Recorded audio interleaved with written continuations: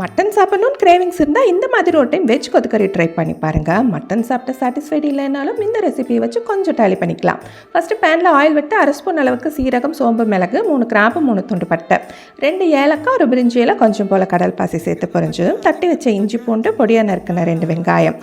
வெங்காயம் நல்லா கண்ணாடி பதம் வந்ததும் நறுக்கின மீடியம் சைஸ் தக்காளி 2 சேர்த்து நல்லா கொலையை வதக்கிடுங்க. காளானை இது மாதிரி குட்டி குட்டியாக கட் பண்ணி சேர்த்துக்கலாம். 5 நிமிஷத்தில் காளான் நல்லா தண்ணி விட்டு வதங்கி வரும்.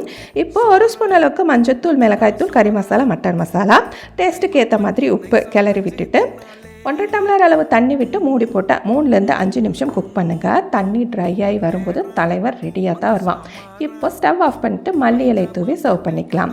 சப்பாத்தி, பூரி, இட்லி, ஏன் தோசை மேலே ஸ்ப்ரெட் பண்ணி வெஜ் கறி தோசையாகவும் சாப்பிட்லாம்.